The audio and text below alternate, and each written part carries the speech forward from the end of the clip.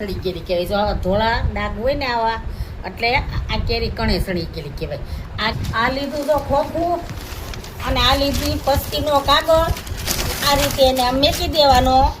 પછી આમાંથી આ રીતની આ ડુંગળી લેવાની.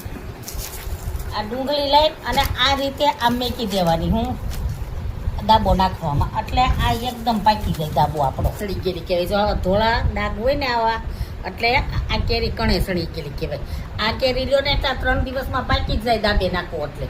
અને જો કાચી કેરી આવી ગઈ હોય ને તો વણાઈ જાય. એટલે જોઈને જ લેવાય. આ છોકરાને એને પપ્પાએ શીખવાડ્યું છે.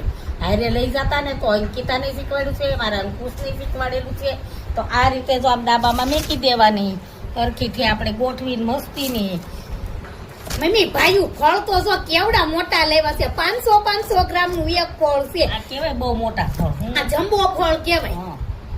આ ઈ બે કેરી વનોરો ને કે તો આખું ઘર ખાઈ ગયું. હું જો આ રીતે અને જો આમ ફરતી કાંદા ફરતા મેકે જવાના ને આ રીતની ફરતી કેરી મેકે જવાની.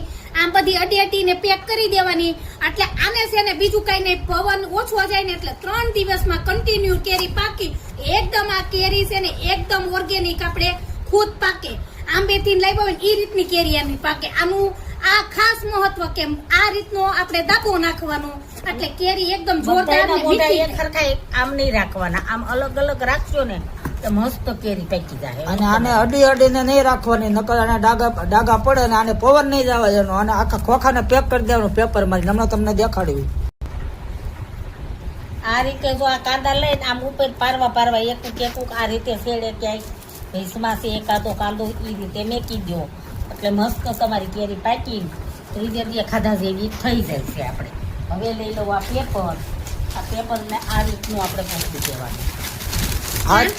આ રીતે ગોઠવવાનું એટલે આપણે હવા અંદર ન જાય એટલે આપણે કેળી બગડે નહીં અને ડાગી ન પડે. અને ફૂલ પેક કરી દેવાનું પેપર મારીને આને. આ જો આપણે પૂરેપૂરું આ ખોખાને પેક કરી દીધું છે, હવા ન જાય એમ. એટલે આને આપણે ડાગી પડે નહીં. અને હવે આપણે આને બાંધી દેવી હરખું પેક કરીને ખોખાને. અને 2 દી પછી પાછું ખોલશું એટલે આપણે પાછો વિડીયો જોઈશું નવા બ્લોગમાં.